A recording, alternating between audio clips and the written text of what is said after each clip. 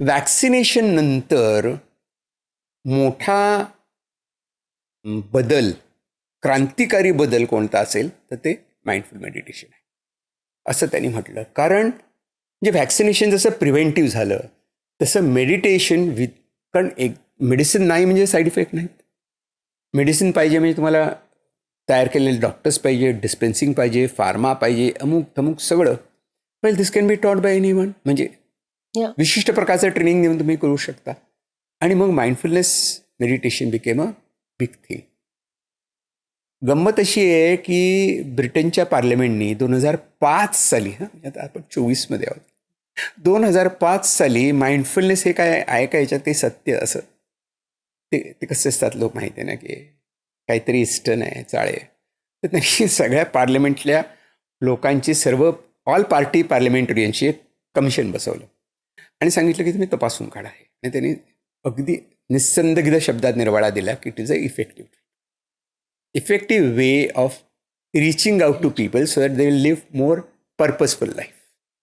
Purposeful life because they will be free from the pain, the disorder and a confusion. म्हणून मग ते प्रिझन्समध्ये आपल्याकडे पण या बेदी मॅडमनी केलं होतं तिहारमध्ये, अजूनही चालू आहे.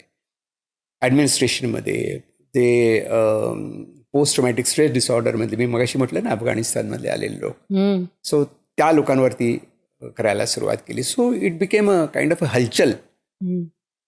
आणि I am happy that I had an opportunity to learn talk about it and learn from my teacher. माझे टीचर पण डच आहेत आणि ते श्रीलंकेला राहतात. 40-45 वर्ष ते राहत आहेत तिकडे. आणि मेडिटेशन आणि धम्म टॉक त्यांच्या भाषेत, धम्म टॉक देत असतात, ते प्रवचने देत असतात, सगळ्या जगभर फिरत असतात. आणि मी त्याच्या काय संयोगाने त्यांच्या संपर्कात आलो. म्हटलं मला शिकायचं आहे. तोपर्यंत मी विपश्यना वगैरे सगळं झालं होतं. मग ते म्हणाले की कसं काय शिकवणार मी तुला, माझे तर काही लेक्चर जास्त करून श्रीलंकेतच असतात कारण ते बऱ्याच भाषा बोलतात, श्रीलंकन भाषा, सिंहली भाषा सहज बोलतात. म्हटलं मला ते काही कळणार नाही. पण मग ते म्हणाले की असं कर तू, आपण विल गो बॅक आणि आपण गुरुकुल करूया, तू माझ्याकडे येऊन राहा. मग असं राहिलो मी त्यांच्याकडे 15-20 दिवस राहिलो. परत भेटत राहिलो.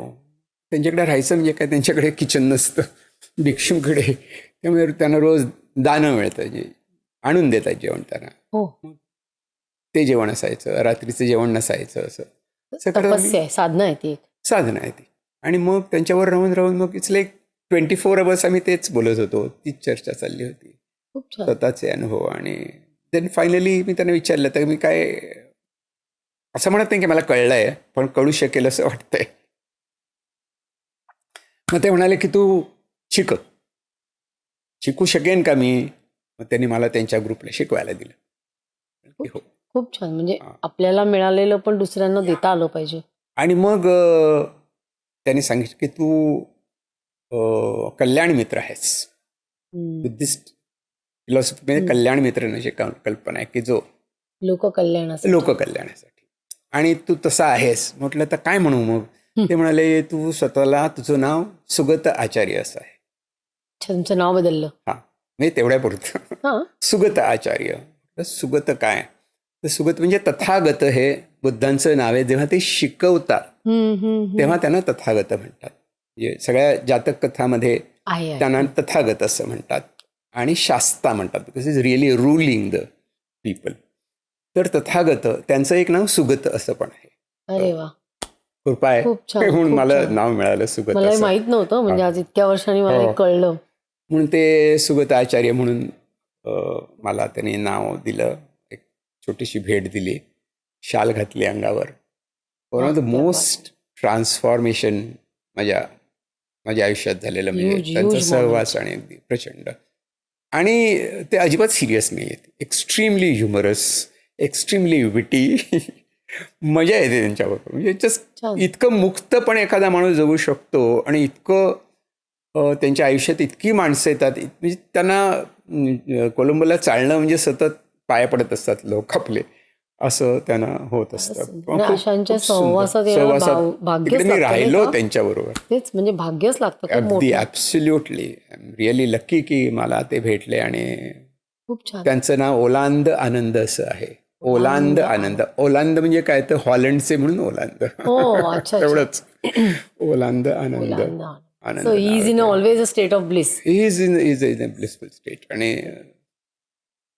छान आहे त्यांचं. कोलंबोला त्यांचा पॅगोडा मेडिटेशन सेंटर म्हणून आहे. अरे वा. आणि खूप सुंदर अशी जुनी एक कुटी आहे. त्या कुटीच म्हणतात त्याला. छान आहे एकदम. आणि जवळ मेडिटेशन हॉल बांधलेला आहे त्याने. ते शिकवत असतात. सततच शिकवत असतात. आम्ही त्यांना म्हणतो की your monk was not sold फिरायला. इतक्या ठिकाणी जात असतात ते. पण त्यामुळे मला दुसरं काय, हेच माझं काम आहे ना. जिथे बोलवतील तिथे शिकवायचं. तर मी जातो. त्यामुळे मी भाषा शिकलो. डच येते, फ्रेंच येते, इटालियन येते, थोडी मोडकं थोडं चायनीज येतं, तैवानीज येतं, सिंहली येतं, थोडं हिंदी पण शिकले आहेत. आणि भारतामध्ये खूप वर्ष तर राहिले होते, म्हणजे श्रीलंकेला जाण्यापूर्वी. आणि सगळ्या भारतातल्या म्हणजे विनोबांना भेटले होते, ओशोना भेटले होते. सो असं फिरत ते फायनली तिकडे श्रीलंकेला आता हेज मेड इज होम. एक वेगळा अनुभव मला मिळाला त्यांच्याबरोबर. पूर्ण feel life transforming. Life transforming really. ही क्लिप शेवटपर्यंत बघितल्याबद्दल खूप खूप धन्यवाद. संपूर्ण एपिसोड बघण्यासाठी खाली दिलेल्या लिंकवर क्लिक करा आणि सर्व काही चॅनलला सबस्क्राईब करायला विसरू नका.